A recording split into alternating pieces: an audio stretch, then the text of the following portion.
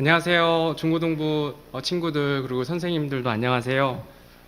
저희들 너무나 오랫동안 얼굴을 보지 못하고 또 함께 교제하지 못하고 예배드리지 못해서 더 안타깝고 또 마음이 좀 약간 슬픈 마음들이 있습니다. 그럼에도 저희가 이렇게 영상으로나마 하나님께 같이 또 예배 드릴 수 있어서 또 감사한 마음도 있어요.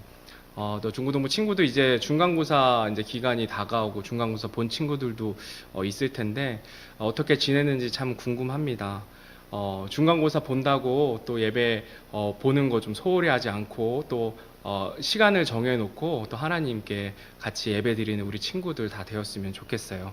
이 시간에 또 마음을 다해서 하나님께 찬양하고 예배 드리도록 하겠습니다. 우리 첫 번째 찬양 주님 한 분만으로 함께 찬양하겠습니다.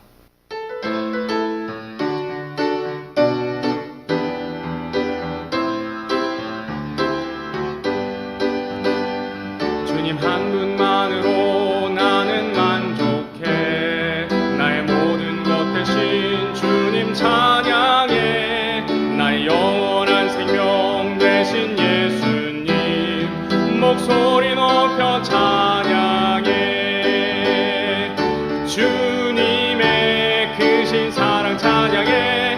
나의 힘과 능력이 되신 주 나의 모든 삶 변화되었네. 크신 주의 사랑 찬양해. 주님 한 분만으로 나는 만족해. 나의 모든 것 대신 주님 찬양해. 나의 영원한 생명 되신 예수님 목소리 높여 찬양해. 주님의 크신 사랑 찬양해. 나의 힘과 능력이 되신 주 나의 모든 삶 변화되었네. 크신 주의 사랑 찬양해. 주님의 크신 사랑 찬양해. 나의 힘과 능력이 되신 주 나의 모든 삶 변화되었네. 크신 주의 사랑 찬양해. 아멘. 시간 예배를 위해서 함께 기도하도록 하겠습니다. 아버지 하나님 참 감사드립니다. 저희를 먼저 사랑하셔서 저희가 죄인 되었을 때에 죽었던 저희에게 독생자 예수 그리스도를 보내주시고 우리의 죄로 인해 죽으시고 묻히셨다가 성경 기록대로 3일 만에 부활하신 주님을 믿고 또 그 믿음으로 구원을 얻게 하신 주님의 은혜에 날마다 감사드립니다. 저희가 코로나로 인해서 함께 모여서 예배 드리지 못하지만 또 한마음으로 각자의 공간에서 하나님을 또 예배 드릴 수 있는 그런 여건을 허락해 주심 또한 감사드립니다. 바라옵고 원하는 것은 이 예배가 다시금 빨리 회복해서 우리 중고등부 친구들 함께 모여서 하나님을 예배할 수 있는 그런 시간들이 주어지길 원합니다. 아버지 하나님, 저희들의 기도를 주님 들으시고 응답하여 주옵소서. 아버지 하나님, 이 시간 하나님의 말씀을 듣고 또 찬양을 하고 하나님께 나아가는 시간을 갖습니다. 성령 하나님께서 함께하여 주시고 우리 예배를 드리는 모든 친구들 마음 가운데 그 마음을 주장하셔서 그 옥토의 마음 또 깨끗한 마음 허락하셔서 하나님께 한 마음으로 예배 드릴 수 있도록 인도해 주시고 또 말씀 전해주시는 박성철 집사님 입술을 주장해 주셔서 우리의 친구들에게 꼭 필요한 말씀 잘 전달될 수 있도록 주님 늘 영육간에 강건케 하여 주옵소서. 아버지 하나님 예배의 시작과 끝을 아버지 하나님께 올려드리며 우리를 너무나 사랑하시는 예수님 이름으로 기도드렸습니다. 아멘. 우리 다음 찬송하겠습니다. 다음 찬양은 주님 말씀하시면 찬양하겠습니다.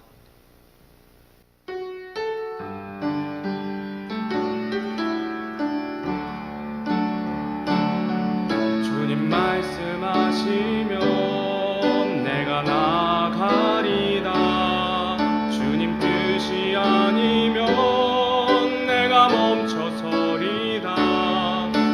나의 가고 서는 곳 주님 뜻에 있으니 오 주님 나를 이끄소서. 주님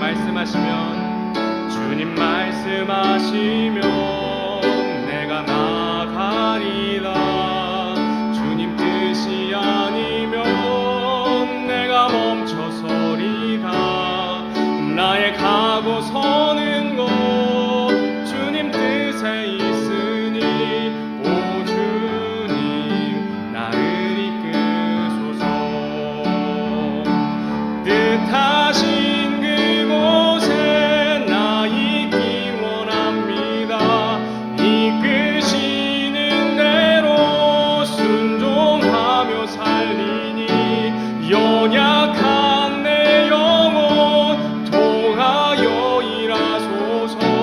주님 나라와 그 뜻을 위하여 뜻하신 그곳에 나 있기 원합니다. 이끄시는 대로 순종하며 살리니 연약한 내 영혼 통하여 일하소서. 주님 나라와 그 뜻을 위하여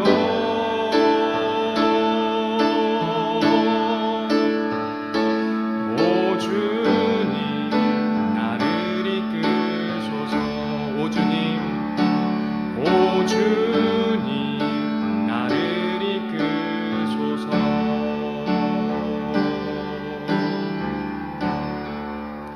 아멘.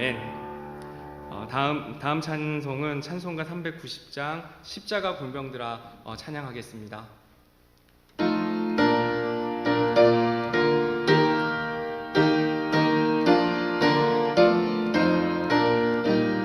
십자가 군병들아 주 위에 일어나 기 들고 앞서 나가 굳세게 싸워라.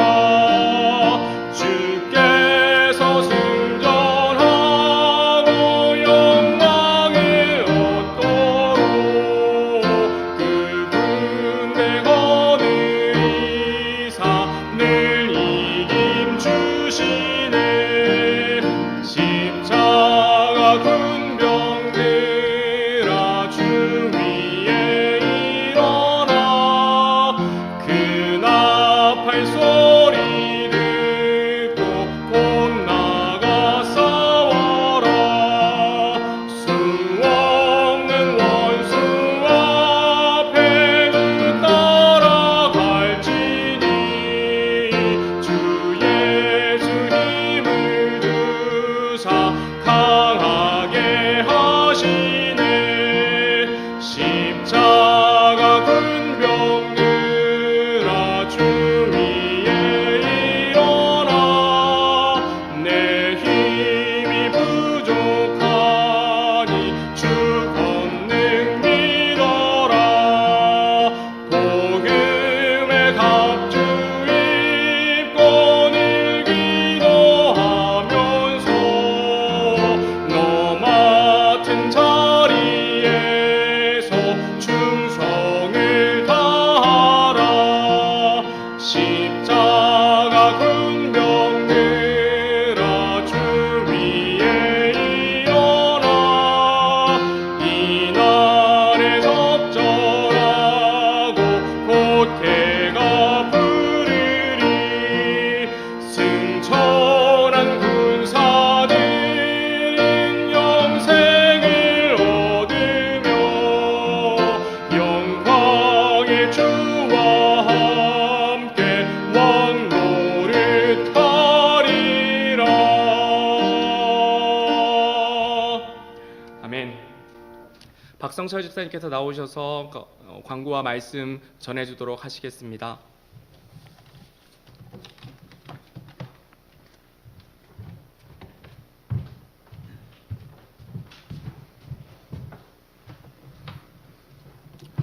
여러분들 반갑습니다. 네, 벌써 10월이 둘째 주가 이제 됐어요. 시간이 참 빠른 것 같아요.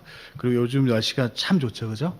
그래서 뭐 코로나 때문에 밖에 활동이 제한되긴 하지만 그래도 너무 집에 있는 것보다는 가끔은 이렇게 바람 쐬러 뭐 이렇게 뭐 여러 명 모여서 나오는 게 아니라 뭐 가족 단위로 바람 쐬러 나오는 것까지는 참 좋을 것 같아요. 그래서 너무 집에 있는 것보다도 그렇게 좀 밖에서 좀 활력 있게 활동하는 게 좀 더 어떻게 보면 필요하지 않을까 그런 생각이 듭니다. 이제 추석 연휴 끝나고 아마 지난주부터 학교에 등교했던 친구들도 있을 거고, 이제 2학기 들어서 처음 등교한 친구들도 이제 많을 것 같은데, 오랜만에 학교 가다 보니까 뭐 친구들하고 좀 어색할 수도 있고, 또 좀 약간 귀찮을 수도 있죠. 근데, 빨리 좀 적응해서 여러분들이 학교 잘 다녔으면 좋겠고, 그리고 우리 고3, 우리 현준이하고 채원이 위해서 여러분들이 기도 많이 해주셨으면 좋겠어요.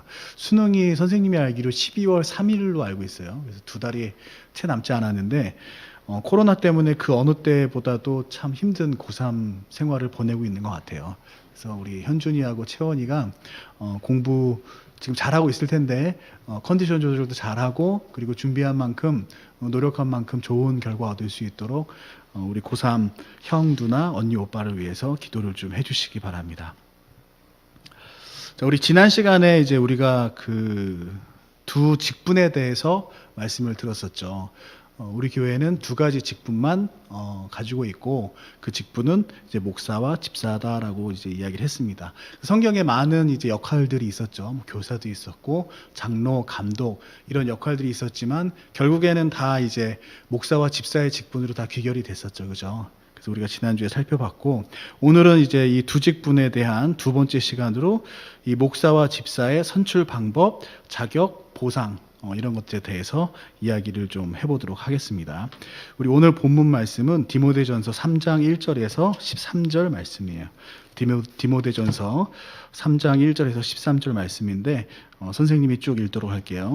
디모데전서 3장 1절에서 13절 말씀입니다. 자, 남자가 감독의 직무를 사모하면 선한 일을 사모한다는 이 말은 참된 말이로다.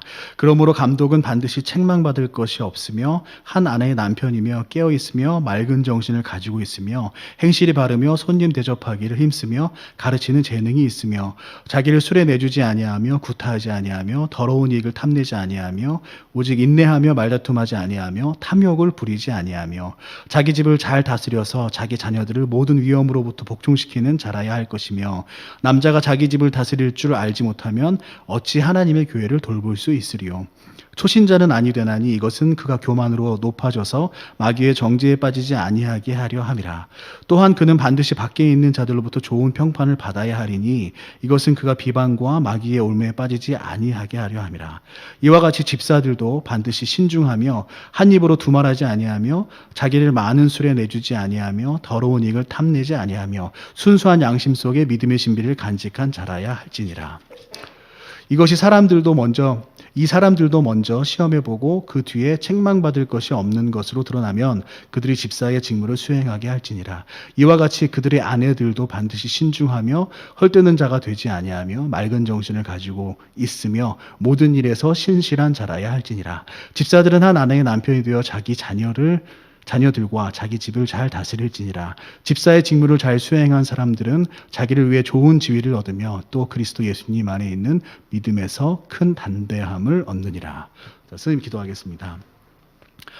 하나님, 오늘도 이렇게 좋은 날씨 허락해 주셔서 감사합니다. 이 좋은 날씨 가운데서도 함께 모여서 예배드리지 못하는 것이 매우 안타깝지만 그러나 이 영상을 통해서 드리는 예배 또한 우리 학생들 하나님의 말씀으로 잘 받아들일 수 있도록 인도하여 주시고 이 예배 가운데 이 말씀이 우리 학생들에게 도전이 되고 또 마음속에 잘 새겨져서 정말 의미 있고 뜻 있는 그러한 시간 될 수 있도록 하나님께서 인도하여 주시옵소서.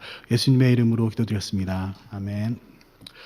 자, 이제 방금 이제 우리가 본문 말씀을 쭉 읽었죠. 이 본문 말씀은 목사와 집사의 자격에 대해서 이제 설명을 하고 있어요. 그런데 제일 처음 나오는 얘기가 뭐였냐면, 남자. 예, 이 조건이 목사와 집사의 조건은 남자여야 한다는 겁니다. 성경대로라면 목사와 집사는 남자만이 할 수가 있어요.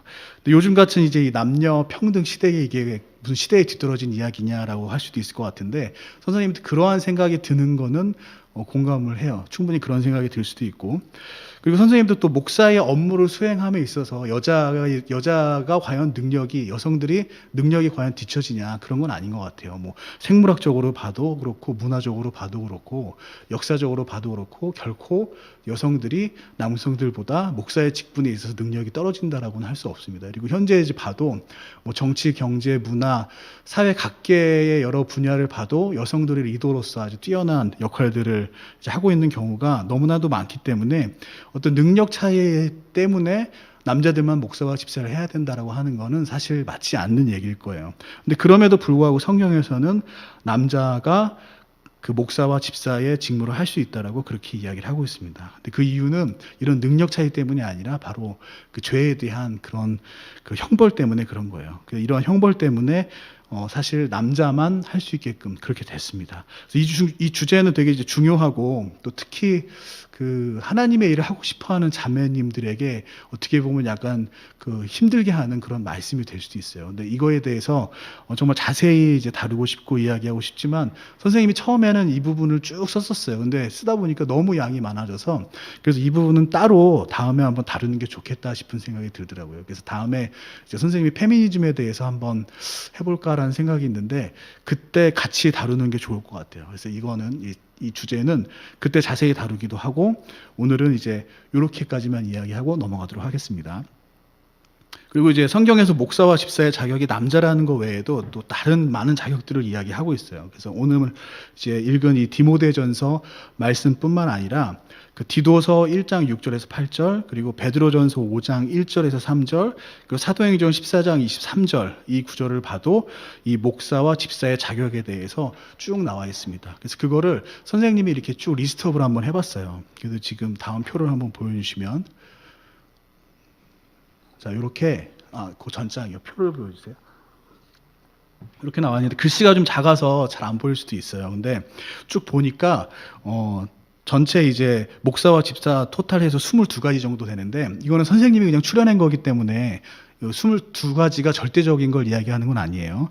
이 숫자의 차이는 좀 있을 수 있고, 그리고 이 중에서 어떤 부분은 목사님의 자격에 해당되고 어떤 부분은 이제 집사님의 자격에 이제 해당이 됩니다. 그래서 그거는 제가 이 테이블에 이제 목사님들에 해당되는 거는 목사님들한테 체크를 하고, 집사님들에 해당되는 거는 이제 집사님들한테 체크를 한 거예요. 그래서 보면 같이 공통되는 부분도 있고, 목사님에게 해당되는 부분만 있고 집사님들한테만 해당되는 이런 부분들이 있죠, 그죠? 그래서 이렇게 이제 정리를 해봤는데, 이제 내용 중에 다 볼 수는 없고 몇 가지 이제 그 내용을 보면 여러분들이 이제 대부분 보면 이제 그냥 자연스럽게 수긍이 가는 내용들이에요. 당연히 이렇게 해야지라고 생각하는 부분들인데, 그 중에 이제 몇 가지만 이야기를 할게요.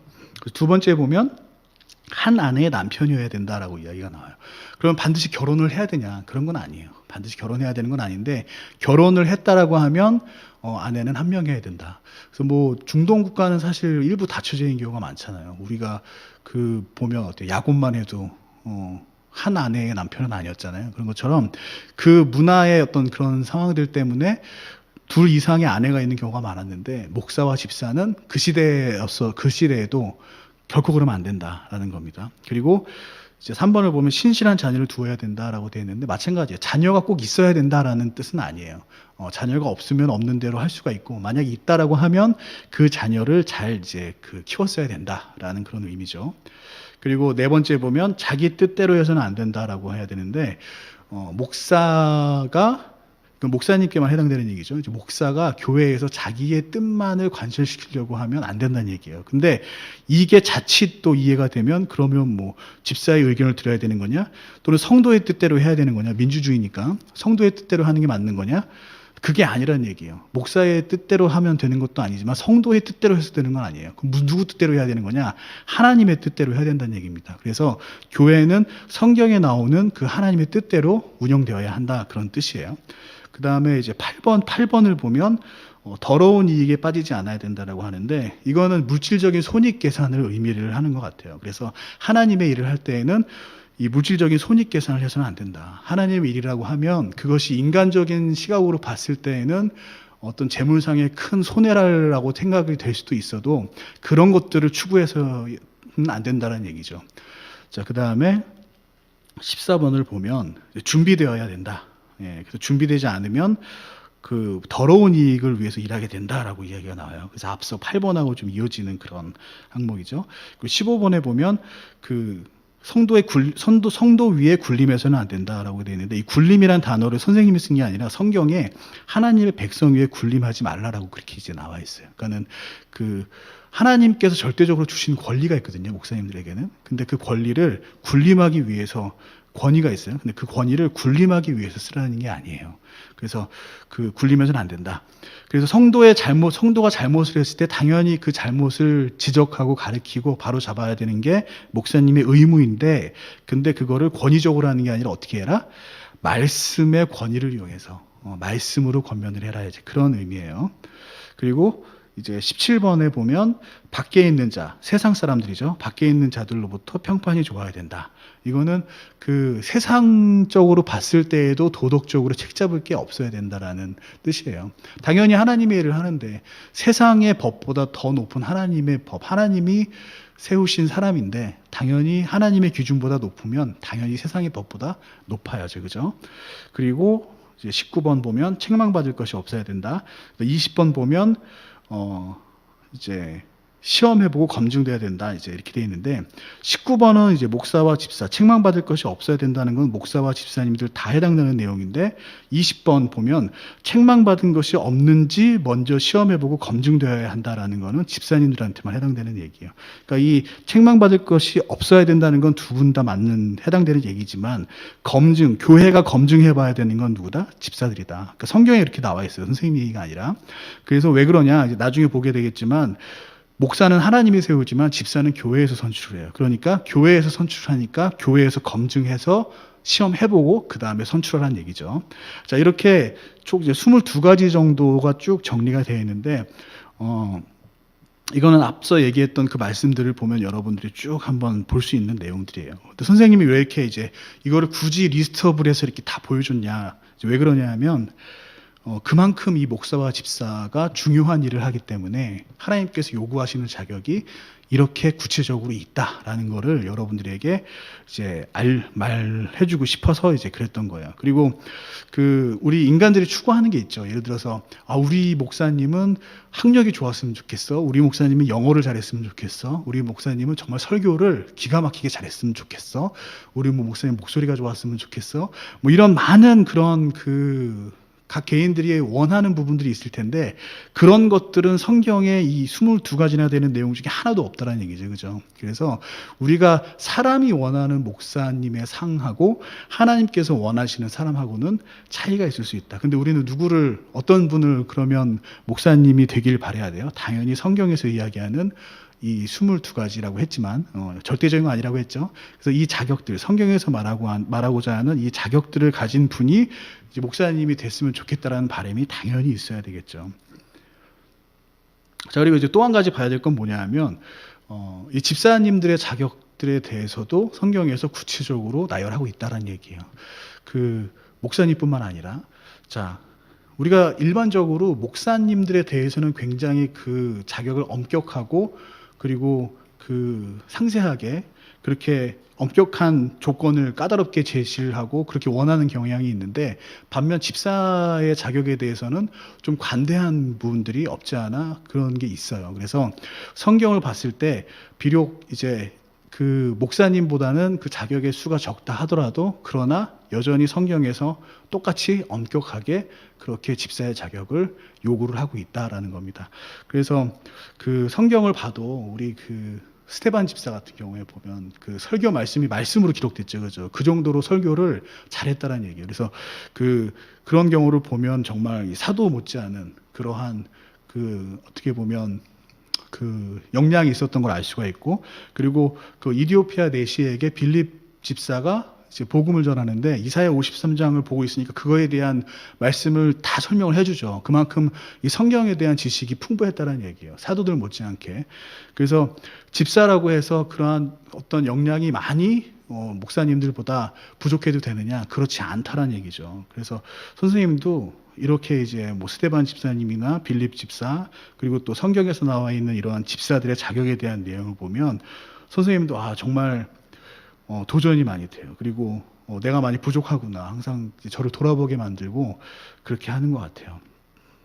자, 그래서 지금까지 이제 목사와 집사의 그 자격에 대해서 봤어요. 근데 지금은 이제부터 이제 선출 방법에 대해서 볼 텐데, 자, 목사의 집사의 자격이 어느 정도 공통점이 있는 반면에 선출 방법은 전혀 달라요. 그래서 왜 그러냐면 그 목사와 집사 교회 내에서 하는 일들이 이제 많이 다르죠, 그죠? 그래서 그거만큼 선출 방법도 많이 달라요. 그래서 먼저 목사님의 선출 방법에 대해서 이야기를 해보면 사도행전 20장 28절을 보겠습니다.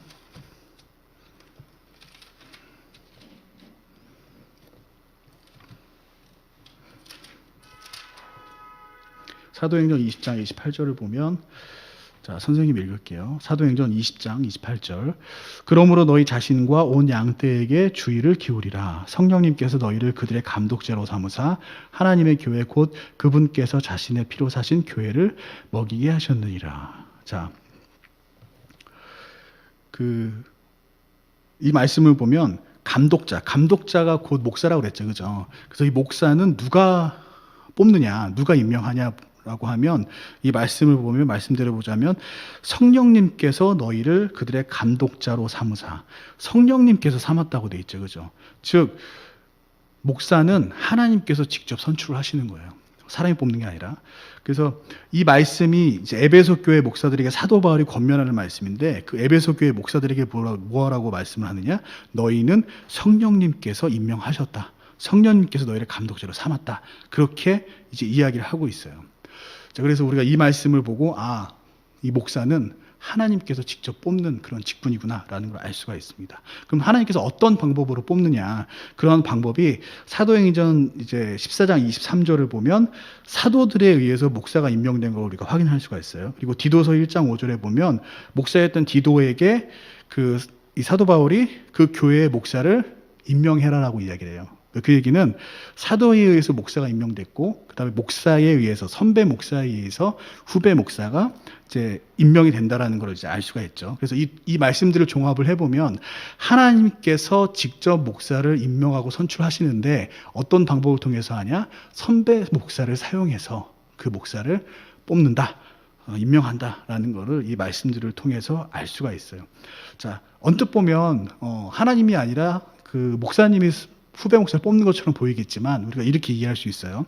성경을 기록할 때 하나님께서 사람을 이용해서 기록하셨잖아요. 그죠? 사람을 이용해서 기록했지만 하나님께서 그 사람을 이용해서 기록했기 때문에 이 성경은 하나님께서 직접 기록하신 말씀이다라고 이야기를 해요. 그래서 그거와 같은 이치로 하나님께서 비록 목사들을 통해서 임명을 하지만 성경 말씀대로 하나님께서 임명하신다고 했잖아요. 그죠? 그래서 하나님께서 선배 목사들을 이제 사용하여 이제 새로운 목사를 임명한다라는 것을 우리는 이 말씀들을 통해서 이제 알 수가 있습니다. 자, 그래서 목사는 자기가 되고 싶다고 되는 것도 아니고 성도의 투표로 뽑아서 하는 그런 것도 아니에요. 자, 하나님이 임명한 사람만 목사가 될 수 있다는 얘기입니다. 자, 그래서 하나님은 선배 목사를 사용해서 목사를 임명하기 때문에 목사를 임명함에 있어서 선배 목사님들의 책임이 어때요? 굉장히 막중하다고 할 수가 있죠. 그래서 그 자신의 생각이 아니라 하나님의 뜻에 맞는 그런 하나님의 뜻대로 온전히 자기가 사용돼서 목사를 대신해서 임명해야 된다라는 그런 큰 부담들이 있어요. 그러다 보니까 개인의 생각이 들어가지 않도록 굉장히 주의를 해야 되겠죠. 그래서 우리 교회나 친교회에서는 이런 개인의 주관적인 판단이 들어가지 않고 온전히 하나님의 뜻대로 목사님이 새로 뽑히게 하기 위해서 어떻게 하느냐? 많은 집사님들이 모여서 이제 그 목사가 되고자 하는, 임명되고자 하는 그 분을 검증을 하죠. 그죠? 그래서 여러 친교회 목사님들이 모여서 이분이 과연 소명을 받았는지, 어떤 믿음을 가지고 있는지 이 성경에 비추어서 쭉 그 목사에 대해서 살펴보고, 그렇게 하나님께서 그 당신들을 통해서 뽑는 데 있어서 개인의 어떠한 생각이 들어가지 않도록 많은 사람들을 통해서 객관적으로, 여러 사람을 통해서 객관적인 판단에 의해서 하나님의 뜻대로 뽑히게 하기 위해서 그런 방법으로 목사님들을 선출을 해요. 그래서 목사 이제 그 안수식 하는 이런 거 보면 그 전에 목사님들 그 하기 위한 것들 모임이 먼저 구성이 돼요. 그래서 그 목사님들이 이 목사 후보로 올라오신 이분을 검증하는 시간을 따로 가집니다. 근데 이거는 굉장히 지혜로운 방법이죠. 그죠? 그리고 어떻게 보면 굉장히 좀 성경적인 그런 방법이라고 할 수가 있어요. 그래서 이렇게 여러분의 목사님들이 검증을 해서 하나님의 뜻대로 새로운 목사님들을 선출하기 때문에 우리는 어떤 목사님이 새로운 목사님으로 선출이 되면 믿어 의심치 않고 어떻게 해요? 그분들을 존경하고 따를 수가 있게 되겠죠. 자, 이렇게 이제 목사님의 임명에 대해서 이제 얘기했는데, 그 담임 목사 선출하고는 약간 좀 그 차이가 있어요. 그래서 요건 약간 오해가 있을 수 있을 것 같아서 잠깐 얘기를 하면, 목사의 임명과 담임 목사의 선출은 다른 거예요. 자, 담임 목사는 목사님들, 이미 목사가 된 목사님들 중에서 한 목사님을 세워서 그 교회를 전체적으로 감독할 권한을 위임하는 거. 그게 이제 담임 목사님이죠. 그죠? 그래서 이 담임 목사 선출에 대한 거는 성경에 그 명확하게 기록된 건 없어요. 즉 교회에서 그 자율적으로 판단해서 할 수 있도록 그렇게 하나님께서 자유를 허락하셨죠. 그죠? 그래서 우리 교회는 어떻게 하느냐? 그 전 성도들의 그 투표를 통해서, 이것이 가장 성경적인 방법이라고 생각을 해서 그 전 성도의 투표를 통해서 담임 목사님을 선출을 합니다. 그래서 목사가 임명이 되는 것과 담임 목사가 선출되는 것은 좀 다른 부분이 있다라는 것을 이해하고 넘어가는 게 좋을 것 같아요. 자, 이제 지금까지 이제 목사의 선출에 대해 살펴봤는데, 이제부터 이제 집사의 선출에 대해서 좀 살펴볼게요. 자, 목사가 하나님께서 직접 선출하는 것과 달리 집사는 교회가 선출을 해요. 그래서 우리가 지난주에 사도행전 6장 1절에서 7절을 봤잖아요. 거기서 보면 어때요? 그 사도들이 그 필요에 의해서 필요성을 교회에 얘기하죠. 그죠? 그래서 그 교회가 그 사도들이 성령에 충만한 사람, 본이 되는 사람들을 뽑았으면 좋겠다라고 해서 어떻게 해요? 교회가 그 7명의 사람들을 선출을 하죠. 그죠? 그래서 집사는 교회가 선출을 하는 거예요. 그래서 교회가 선출을 해요. 그러면 이제 교회가 선출하면 그걸로 끝나느냐? 그렇지 않아요. 왜냐하면 그 집사를 선출한 게 이제 목사의 사도의 필요에 의해서 선출을 한 거고, 그리고 그 어떤 일을 감당하기 위해서 뽑았기 때문에, 그럼 과연 목사와 협업하는데 부족함이 없느냐? 그리고 그 일을 감당하기에 적합한 사람이 뽑혔냐라는 것들을 이제 교회뿐만 아니라 이제 목사님의 의견도 중요한 거예요. 그래서 이제 선출은 교회에서 하고, 이제 그 선출된 분들을 선출이 되면, 그러면 이제 그 성경에 보면 사도들이 보고서 이제 안수를 하는 장면이 나오죠. 그죠? 그러니까 이 승인을 하는 거예요. 그래서 그 우리도 어떤 집사님들이 선출이 되면 당연히 목사님의 의견도 같이 보는 것이 이제 성경적으로 맞다라고 할 수가 있습니다. 자, 이렇게 이제 그 목사의 선출 방법과 그 다음에 집사의 선출 방법, 이게 다르다는 걸 우리가 봤어요. 근데 이렇게 선출 방법이 다르기 때문에 그 교회에서의 권위와 그리고 이 직분을 잘 수행했을 때 하나님께서 주시는 보상 또한 많이 달라요. 자, 교회에서의 권위는 어떠냐? 자, 목사의 권위에 대해서, 교회에서 목사의 권위에 대해서 성경은 정말 여러 곳에서 설명을 하고 있어요. 디모데전서 5장 17절에서 목사님을 존경하라고 말씀하고 있죠. 그리고 베드로전서 5장 5절은 특별히 젊은 사람들에게 목사에게 복종하라고 말씀을 하고 있어요. 근데 여러분들은 이제 젊은 사람에게 속하죠. 선생님도 젊은 사람이에요. 그래서 한번 볼게요. 자, 베드로전서 5장 5절을 보면, 자, 이렇게 말씀을 하세요. 너희 젊은 사람들아, 이와 같이 장로에게 복종하고 참으로 너희가 다 서로에게 복종하며 겸손으로 옷 입으라. 하나님께서 교만한 자는 물리치시고 겸손한 자에게는 은혜를 주시느니라. 자, 장로와 목사와 감독과 목자는 다 같은 거라고 했죠. 그죠? 그래서 이 장로에게 어떻게 하라고 그래요? 복종하라. 순종도 아니에요. 복종하라라고 말씀을 하고 있어요. 자, 그리고 그 아까 읽진 않았지만 디모데전서 5장 7절에는 그 순종하라고, 목사님들께 순종하라고 되어 있는데, 그 잘 다스리는 목사는 2배나 존경해라라고 나와요. 그 얘기는 무슨 얘기냐? 잘 다스리는 목사는 2배나 존경하고, 잘 직분을 못하는, 그 일을 잘 못하는 목사일지라도 어때요? 존경은 해야 된다는 얘기예요. 즉, 이 얘기는 무슨 얘기냐?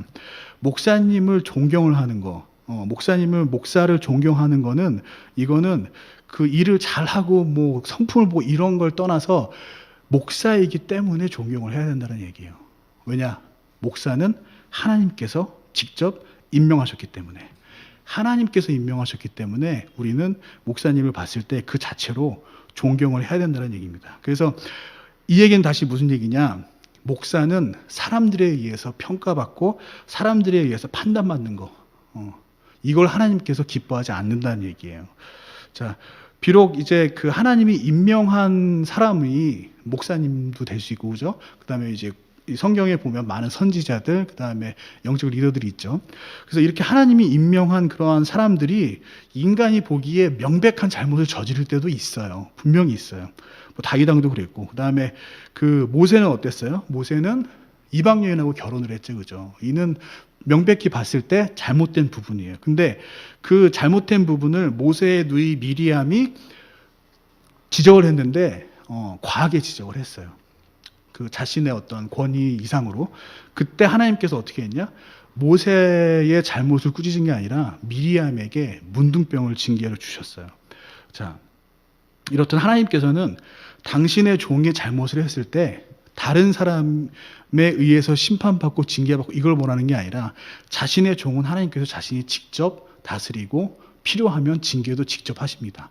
살은 다른 사람에 의해서 판단받는 거를 하나님께서는 결코 좋아하지 않는다는 얘기예요. 그래서 하나님의 종이 선택을 했을 때, 하나님께서 선택하신 종이 선택을 했을 때, 그 지적을 하는 부분에 있어서는 굉장히 조심을 해야 돼요. 자, 무슨 얘기냐?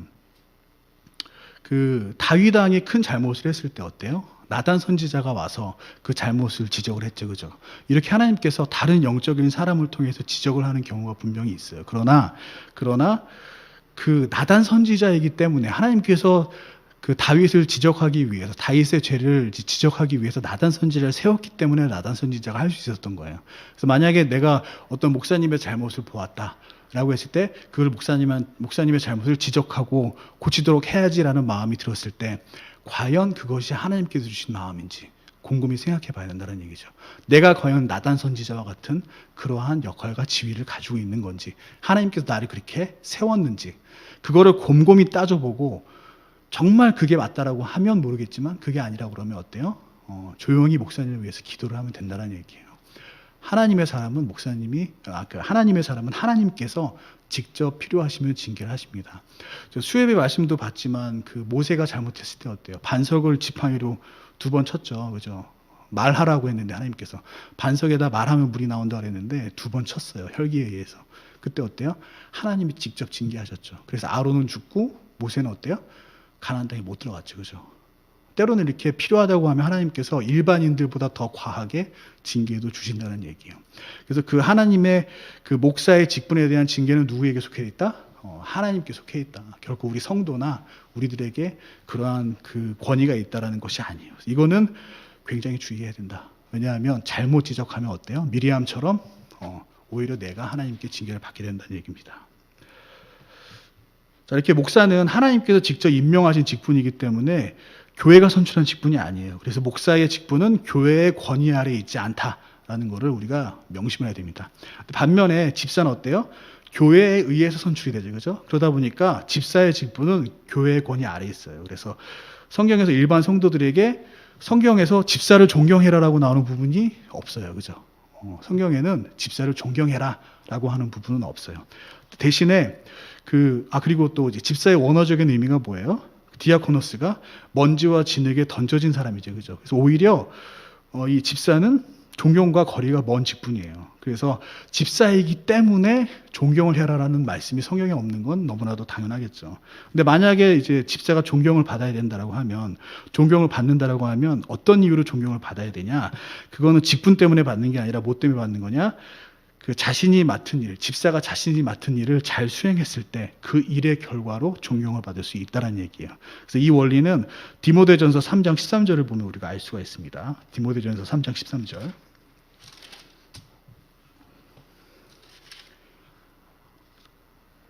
자, 디모데전서 3장 13절을 보니까 이렇게 나와 있어요. 집사의 직무를 잘 수행한 사람들은 자기를 위해 좋은 지위를 얻으며 또 그리스도 예수님 안에 있는 믿음에서 큰 담대함을 얻느니라.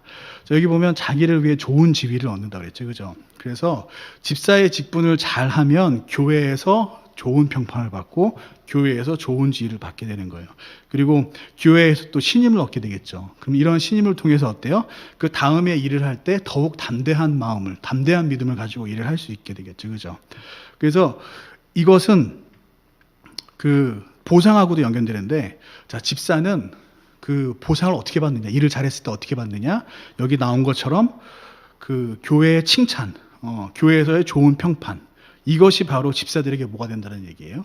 보상이 된다는 얘기예요. 그래서 집사들이 교회에서 열심히 일하면, 열심히 일하고 나서 성도들한테 칭찬을 받으면 그거 자체가 바로 보상이 된다는 얘기예요. 선생님도 마찬가지예요. 선생님도 이제 집사의 직분이 있는데 여러분들을 이제 중고등부를 섬기고 있죠, 그죠? 근데 여러분들이 선생님의 말을 잘 따라주고 선생님을 이제 좋아해주고 또 그렇게 이제 하게 되면 그러면 정말 그걸로 인해서 선생님이 정말 큰 보상이 돼요. 그리고 또 뭐 교회에서 일을 할 때 어떤 성도님들의 칭찬을 받으면 그거 자체가 선생님한테는 큰 뭐라고 그래야 되나 그 기쁨이 돼요. 그래서 그거 자체가 보상이 된다라고 할 수가 있어요. 그래서 집사의 직분에 대한 보상은 뭐다?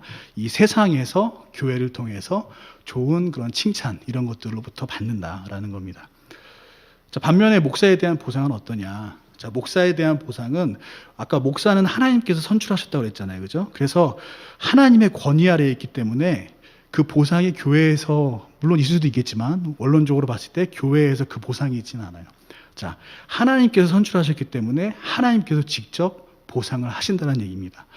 이 세상에 속하지 않았다는 얘기죠. 그죠? 그래서 하나님이 주시는 보상은 하나님이 영이시기 때문에 영적인 보상이고 이 세상에서 받는 그러한 보상이 아니에요. 자, 베드로전서 5장 1절에서 4절을 한번 볼게요. 베드로전서 5장 1절에서 4절. 자, 너희 가운데 있는 장로들에게 권면하노니 나 역시 장로요 그리스도의 고난의 증인이요 또한 앞으로 나타날 영광에 참여할 자니라. 너희 가운데 있는 하나님의 양떼를 먹이고 감독하되 억지로 하지 말고 자진해서 하며 더러운 이익을 위해 하지 말고 오직 준비된 마음으로 하며 하나님의 상속 백성 위에 주인처럼 군림하지 말고 오직 양떼에게 본이 되라.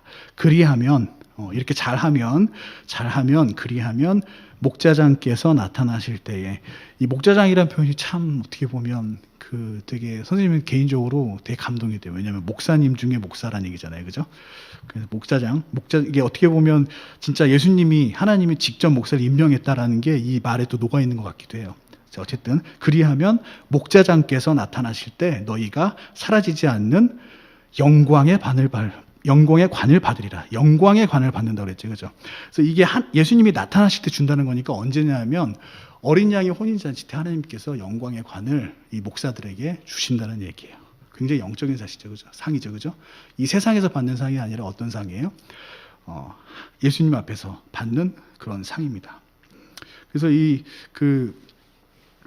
이름 자체가 보면 영광이잖아요. 영광. 그래서 관이 이게 죽을 때 그 관이 아니에요. 머리에 쓰는 관. 이걸 얘기하는 겁니다. 그래서 다른 성경은 면류관 이렇게도 표현해요. 영광의 면류관. 근데 이게 진짜 관의 형태일 것 같아요. 선생님은. 근데 뭐 관의 형태일 수도 있고 아니면 비유적으로 말씀하는 걸 수도 있겠죠. 어쨌든 간에 영광이라는 게 중요한 거예요. 영광. 자, 영광. 이게 굉장히 영광스러운 상이라는 거죠. 자, 이 상은 예수님께서 이렇게 말씀하시는 거예요. 너의 삶이 네가 했던 일이 나에게 영광이 되었다. 하나님께서 이렇게 인정을 해주시는 거죠. 영광이 되었다라고. 자, 교회에서 장로로, 목사로, 감독으로, 가르치는 교사로 그리스도의 몸인 교회를 섬기는데 영혼 육 모두를 나를 위해서가 아니라 어때요? 온전히 그리스도의 몸인 교회를 위해서 헌신했던 하나님의 종에게 하나님께서 주시는 아주 영광스러운 그런 상인 거죠. 자, 이 영광스러운 상은 아마 모든 피조물들이 부러워할 거예요. 이 영광이 얼마나 이제 기쁨이 되고 영광스럽고 은혜가 되냐면 마귀 사탄이 어때요? 이 영광을 부러워했잖아요. 그죠? 그래서 타락까지 했어요. 이 영광을 자신의 것으로 취하려고. 이 마귀 사탄이 갖고 싶어 했던 그런 영광을 어때요? 하나님께서 목사들에게 상으로 주신다는 얘기예요. 자, 이 상은 아마 어린 양의 혼인잔치, 우리가 이제 공중으로 들림 받으면 거기서 어린 양이 혼인잔치를 하잖아요. 그래서 그리스도의 심판석 앞에서 여러 상을 받을 텐데 선생님 생각에 그 상의 최고의 하이라이트는 뭐냐? 바로 이 영광의 관을 수여하는 이 순간이 아닐까 그렇게 생각이 돼요. 그래서 그 어떤 상급보다 아마 굉장히 영광스러운 상이 되지 않을까. 정말 모든 피조물들이 부러워하고 모든 성도들이 부러워하고 존경하는 그리고 감격스러운 그런 영광스러운 자리가 되지 않을까 그런 생각이 들어요. 그래서 이거를 어떻게 표현하고 싶은데 표현하기가 참 힘들어요. 그래서 그림을 몇 개 갖고 왔는데 이게 잘 될지 모르겠어요. 그래서 한번 보시면 자, 이게 우승 트로피 올리는 이 사진인데 이런 좀 될려나 모르겠어요. 아무튼 굉장히 영광스럽죠, 그죠? 다음 장 보면 이게 이제 아카데미 시상식에서 최고상 받은 이제 사람들인데 모든 사람들의 이제 박수를 받죠, 그죠? 분명 이제 저것 상대가 안 될 거예요. 저런 것도 하는 건 상대가 안 되기에 굉장히 아주 영광스러운 그런 자리가 되겠죠. 근데 여러분들한테 어떤 그냥 이미지를 좀 심어주고 싶어서 잠깐 가지고 와봤어요. 근데 저런 것과는 비교도 안 될 만큼 정말 큰 상일 거라는 얘기예요. 자, 그래서 이러한 영광의 관, 이거를 생각할 때 그 디모데전서 3장 1절의 말씀은 굉장히 의미심장하게 다가와요. 자, 디모데전서 3장 1절에 어떻게 이야기가 나왔냐면 하나님께서 이렇게 말씀하세요. 남자가 감독의 직무를 사모하면 선한 일을 사모한다는 이 말은 참된 말이로다. 자, 남자가 감독의 직무를 사모하는 거, 이게 어때요? 선하다. 그리고 이건 참되다라고 이야기하고 있죠. 자, 하나님께서 권면하고 있는 거예요. 영광의 관을 사모해라. 감독의 직분을 사모해라. 자, 이 직분을 잘 감당했을 때 그 상은 아까도 얘기했지만 그 어느 것과도 비교할 수 없을 만큼 큰 영광이죠. 그래서 선생님도 이제 여러분들한테 권면을 하고 싶어요. 뭘 권면하고 싶냐 하면 이 영광의 관을 사모했으면 좋겠어요. 만약 여러분들 마음속에 부담이 있다면 정말 내가 나의 삶을 하나님께 드리고 목사의 길을 가겠다. 목회자의 길을 가겠다. 또는 선교사의 길을 가겠다. 이러한 영광의 관을 받도록 내가 살고 싶다라는 그러한 마음이 여러분들에게 한 번쯤은 좀 들었으면 좋겠어요. 그리고 한 번쯤은 좀 고민을 해봤으면 좋겠고, 물론 목사의 길이 이제 힘들고 어려운 길이에요. 그래서 힘들지만 그러나 이 힘든 만큼 어려운 만큼 하나님께서 기뻐하고 영광을 받으시는 그러한 길도 없어요. 세상에서 아무리 성공하고 아무리 많은 돈을 하나님께 헌금한다고 해도 그러한 것들은 목사가 돼서 하나님께서 받으실 영광에 비하면 아무것도 아니라는 얘기예요. 하나님께서 가장 기뻐하고 값지고 보람되다라고 이야기하는 일이 이제 무슨 일이냐? 바로 목사의 길, 목회자의 길, 이거라고 이야기를 할 수가 있습니다. 그래서 형제라면 한 번쯤은 목사의 길을 꼭 생각해 봤으면 좋겠어요. 그래서 선생님도 여러분들이 이제 이렇게 권면을 하고 있지만 고민을 했던 적이 있어요. 청년 때 정말 영광의 관 탐나잖아요. 그죠? 나도 이거 정말 한번 받아봤으면 좋겠다. 그래서 목사의 길을 이제 고민한 적이 있는데, 그래서 이제 소명 받으신 분들한테 많이 여쭤봤었죠. 어떻게 소명을 받았냐. 그리고 또 하나님의 뜻을 어떻게 알 수 있는지 성경을 또 많이 찾아보고, 목사는 어떻게 되는 것인지 성경을 많이 봤어요. 그래서 오늘 어떻게 보면 설교 내용들이 그때 다 이제 그런 마음으로 몇 날 며칠 살펴보고 고민했던 그런 내용들이라고도 할 수 있을 것 같아요. 근데 그렇게 고민을 해본 결과 선생님은 어떤 이제 결론을 내렸냐 하면, 선생님 목사의 직분을 감당하기에는 정말 많이 부족하구나. 그리고 특히 아까 그 자격에 대해서 쭉 리스트업을 했었잖아요. 그래서 그 중에 특히 뭐가 부족했냐? 두 가지였는데, 하나는 그 손님 접대하는 거, 이걸 좋아해야 한다는 거에 대해 선생님이 되게 그 마음에 걸렸어요. 이게 무슨 얘기냐? 자, 손님이라는 거는 낯선 사람이죠, 그죠? 그래서 아직 잘 모르는 사람이에요.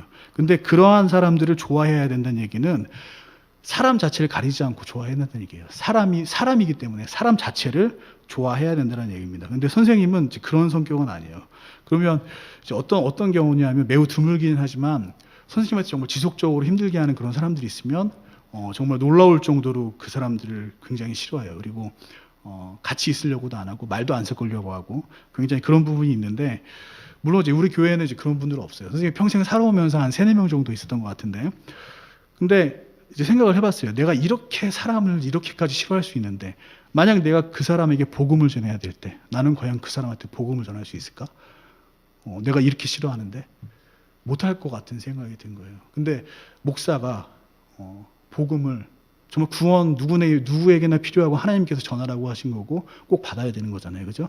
근데 목사가 사람을 가려서 복음을 전한다라고 했을 때 그건 목사의 자격이 없지 않을까, 그런 생각이 이제 선생님 스스로 좀 들었던 거예요. 그래서 그 부분에 있어서 이제 좀 그랬고, 물론 이제 자신의 이제 감정을 굴복해서 해야 되겠지만, 그 내 감정을 굴복해서 하는 것이 정말 선생님은 힘들 거라는 그런 생각이 들었어요. 못할 것 같다. 그래서 이제 그런 부분에 좀 스스로 봤을 때 좀 자격이 없다 생각을 했고, 또 한 가지는 이제 두 번째 이유는 직장이에요. 직장. 자, 생계를 위해서 돈을 버는 거 포기하는 거, 즉 먹고 사는 거, 이런 거를 전적으로 하나님께 맡겨야 되는데 그렇지 못했다라는 거죠. 자, 마태복음 6장 33절에 보면 이런 말씀이 있어요. 마태복음 6장 33절에 보면, 오직 너희는 첫째로 하나님의 왕국과 그분의 의를 구하라. 그리하면 이 모든 것을 너희에게 더하시리라. 자, 여기서 이 모든 것은 뭘 말하냐면 먹고 사는 것 얘기예요. 그래서 하나님의 왕국과 그분의 의를 구하면 먹고 사는 거는 하나님이 내가 책임져 줄게. 이거를 말씀하고 있는 게 마태복음 6장 33절 말씀이에요. 자, 하나님께서 아담에게 이제 죄의 형벌로, 아담이 죄를 지었을 때 죄의 형벌로 생계를 위해서, 먹고 살 거를 위해서 일할 것을 명령하셨잖아요. 그죠? 형벌로 주셨어요. 그래서 원래 하나님은 먹고 마시는 거에 대해서 아담에게 처음에는 값없이 주셨죠. 그죠? 에덴 동산에서 많은 일을 맡기셨어요. 죄를 짓기 전에. 근데 그 일들이 다 아담이 먹고 사는 거하고는 다 상관없는 얘기였어요. 그 일을 안 해도 아담은 상관없이 먹고 살 수 있었던 거죠. 그죠? 근데 하나님은 그때나 지금이나 동일하다는 얘기예요. 지금도 하나님께서는 당신의 의와 당신의 왕국을 먼저 구하는 사람들, 그걸 우선으로 하는 사람들, 즉 하나님의 종들, 그러한 사람들이 하나님의 일을 하는 사람들, 하나님의 종으로서 일을 하는 사람들, 그러한 사람들에게는 어때요? 하나님께서 직접 먹이고 입히신다는 얘기예요. 지금도 마찬가지예요. 성경에 보면 구약시대의 제사장들과 레위인들 어때요? 하나님이 생계를 책임져줬죠. 그죠? 율법으로 법을 정해서 그들이 먹고 살 수 있게 해주셨어요. 교회 시대도 마찬가지예요. 그리고 구약의 많은 선지자들 또한 하나님께서 직접 먹였다는 그런 구절들이 많죠. 그죠? 그리고 교회 시대도 마찬가지예요. 교회 시대에 교회의 머리 대신 예수님께서 어때요? 당신의 종들을 당신의 몸인 교회를 통해서 직접 먹이고 입히시죠. 그죠? 그래서 교회에서 사역자님들에게 이제 물질로 드리는 거, 이러한 물질은 교회를 통해서 하나님께서 직접 주시는 거예요. 그렇기 때문에 우리가 이거를 월급 이렇게 부르면 안 돼요. 이건 월급이라고 부를 수 없는 거예요. 하나님께서 직접, 예수님께서 당신의 몸인 교회를 통해서 하나님의 사람들을 직접 먹이고 입히시고 계시는 거죠. 그래서 지금도 이렇게 하나님께서 당신의 종을 직접 먹이시기 때문에 하나님의 종으로 소명을 받는 사람들은 언제든지 어때요? 생업을 포기할 수가 있어야 돼요. 그래서 예수님의 제자인 베드로가 어때요? 소명받았을 때 그물을 버려두고 예수님을 떠났죠. 그죠?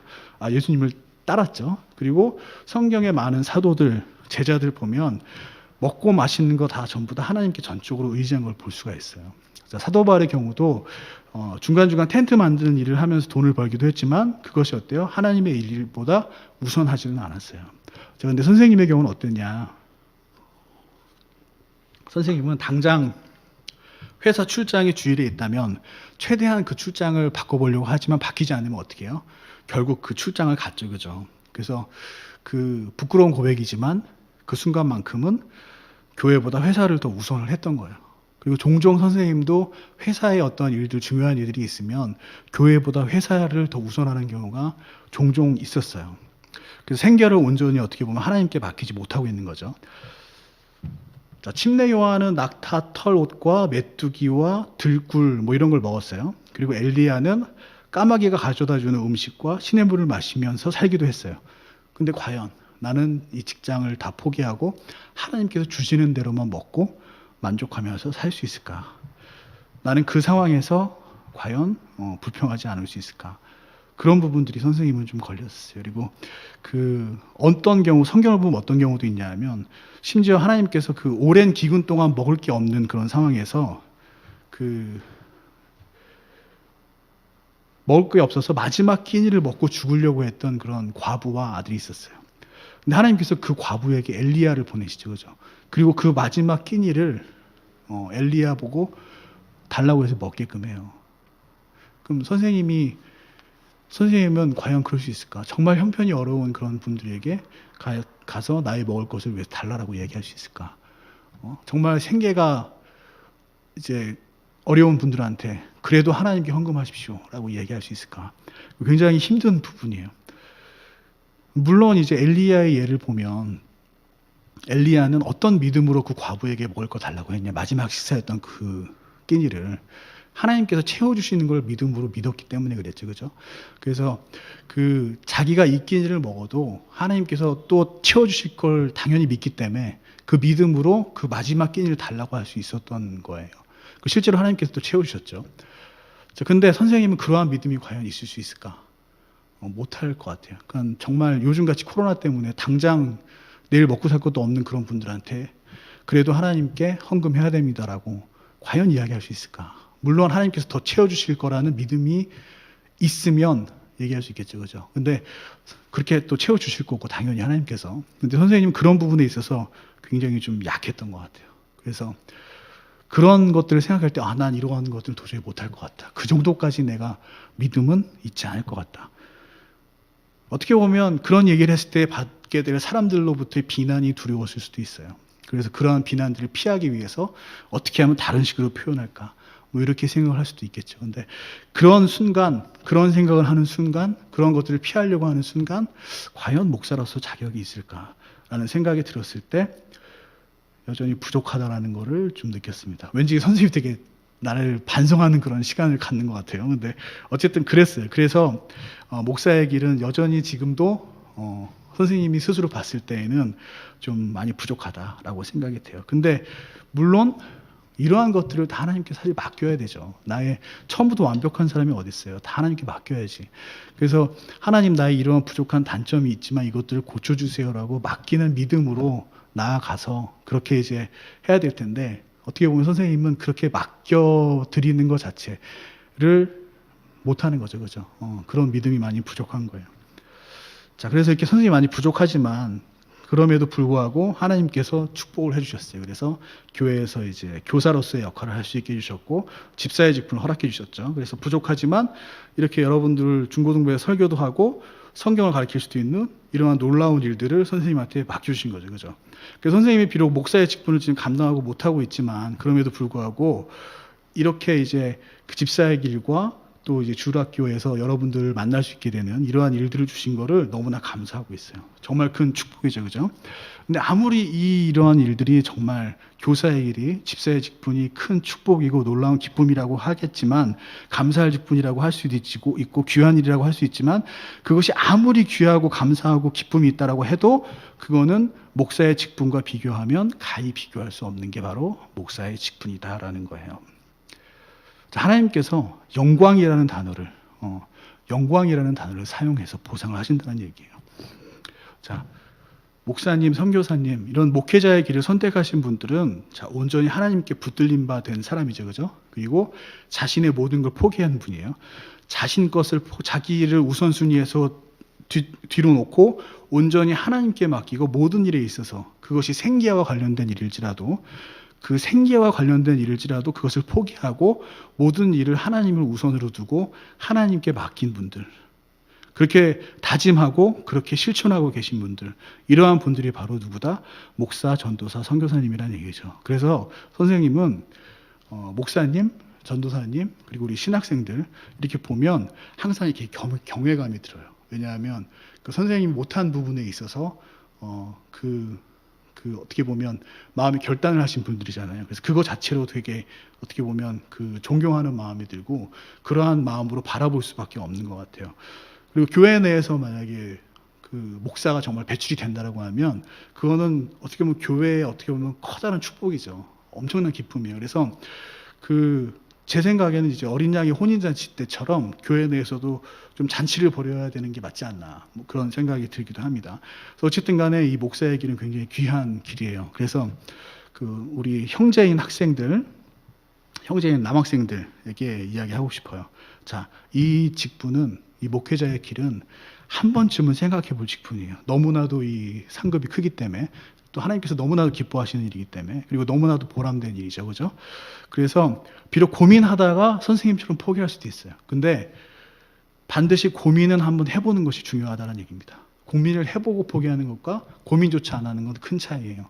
이 굉장히 영광스러운 직분이기 때문에 여러분들이 꼭 한번 고민해 봤으면 좋겠어요.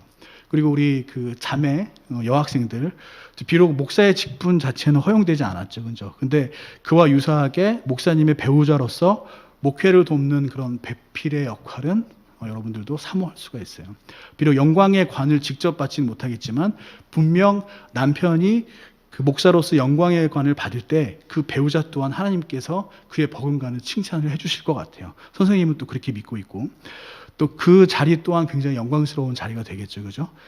그래서 자매 이제 여학생 여러분들도 목사의 돕는 배필로서 그 목회에 있어 자매들과 관련된 사역을 감당할 수가 있고 목회자의 곁에서 위로와 힘을 더해줄 수 있고 그런 의미에서 목회에 참여할 수가 있어요. 그 선생님도 이제 중고등부 사역을 하고 있지만 우리 원현 선생님한테 사실 굉장히 큰 도움을 많이 받고 있어요. 그래서 정신적으로도 큰 도움을 받고 있고 근데 이보다도 훨씬 몇 배는 비교할 수 없을 정도로 정말 어려운 사역이 목회자의 길인데 배우자의 역할이 정말 얼마나 크겠어요. 그래서 그 배우자의 그러한 역할로서 목회를 함께 참여하는 것, 이것 또한 굉장히 이제 그걸 사모하는 것, 그것도 아까 이제 얘기한 것처럼 되게 참되고 선한 일이라고 할 수가 있겠죠, 그죠? 그리고 또 넓은 의미에서의 선교 사역도 우리가 할 수 있다라고 했잖아요, 그죠? 저번 시간에. 자, 목사라는 직분이 없어도 여러분들이 최선을 다해서 다른 지역 가서 복음을 전하고 성경을 가르치고 여러분의 삶을 하나님께 맡겨드릴 수가 있어요. 그러면 하나님께서 분명 여러분들을 도울 동역자를 보내주실 거예요. 성경의 사사시대에 보면 여대언자 드보라라는 사람이 나와요. 여자이지만 하나님께서 사사로 사용하셨어요. 근데 단독으로 사용하시지는 않고 그를 위해서 군대 장관인 바락을 붙여주셨죠. 그죠? 이런 것처럼 여러분들이 그 선교 사역을 꿈꾼다고 하면 아마 이러한 그 남자 동역자를 하나님께서 분명히 또 예비해 주실 것이라고 선생님은 생각을 합니다. 자, 오늘 이렇게 이제 목사와 집사의 직분에 대해서 좀 살펴봤습니다. 그리고 이게 얼마나 이제 영광스럽고 얼마나 이제 은혜가 되고 기쁨이 되는 직분인지, 얼마나 보람이 되는 건지 이제 이야기를 했어요. 자, 우리 소망은 이 세상에 있지 않죠. 자, 천국에 있죠, 그죠? 그래서 천국에서 받을 그 영광스러운 영광의 관, 이 영광스러운 상을 위해서 그 꿈을 꾸는 거, 이거는 분명 하나님께서 보시기에 선하다고 이야기하실 수 있는 그런 부분일 거예요. 그래서 여러분들 마음속에 한 번쯤은 이 목사의 삶, 선교사의 삶, 그리고 목회자의 배필에 대한 이러한 그 꿈을 한 번쯤은 생각해 보는 게, 고민해 보는 게 여러분들에게도 반드시 좀 있었으면 좋겠다라고 이제 말씀드리고 싶습니다. 자, 여기까지 설교 마치고 기도하도록 하겠습니다. 하나님 감사합니다. 오늘은 또 두 직분에 대해서 좀 더 그 자격과 또 하나님께 선출하시는 방법과 보상에 대해서 배웠습니다. 정말 그 하나님의 종으로서 살아가는 것이 어려운 일들이고 힘든 일이지만 또 무엇보다도 값진 일임을 저희들 이 오늘 말씀을 통해서 다시 한번 알게 되었습니다. 특별히 이제 목회자의 길에 대해서 또 이야기를 나눴는데 우리 학생들 마음속에 하나님께서 선한 그리고 기쁨, 그러한 소망을 허락하여 주시고 그 소망 가운데 정말 우리 학생들 중에서도 또 하나님의 일꾼들이 나오는 그런 귀한 역사를 하나님께서 인도하여 주시옵소서. 그리고 날로 이러한 일꾼들이 생겨남으로써 정말 이 세상에서 복음을 전하고 또 교회를 세우고 하나님의 일을 감당하는 많은 일꾼들이 더욱더 많이 생길 수 있도록 인도하여 주시옵소서. 특별히 우리 또 교회의 목사님과 집사님들 하나님께서 그 축복하여 주시고 또 여러 일들을 할 때에 또 힘들고 어려운 일들이 있을 텐데 그 가운데 하나님께서 위로하시고 힘을 더하여 주시며 또 무엇보다도 하나님께서 주시는 그 상급을 바라면서 기쁜 마음으로, 힘들겠지만 기쁜 마음으로 하나님께서 주시는 상급을 바라며 잘 감당하는 그러한 우리 그 목사님, 사역자님 그리고 집사님들 될 수 있도록 인도하여 주시옵소서. 우리 선생님들 하나님께서 또한 축복하여 주시고 이 수고가 분명히 하나님께서 상으로 주실 줄을 믿습니다. 그때 받을 그 상을 기다리면서 복된 소망을 기다리면서 기쁨으로 이 일들 잘 감당할 수 있도록 인도하여 주시옵소서. 또 우리 아이들 마음속에 무엇보다도 우리 목사와 집사의 직분에 대해서 바른 생각을 가질 수 있도록 인도하여 주시고 또 무엇보다도 이 목사의 직분을 사모하는 그러한 우리 학생들 될 수 있도록 인도하여 주시옵소서. 예수님의 이름으로 기도드렸습니다. 아멘.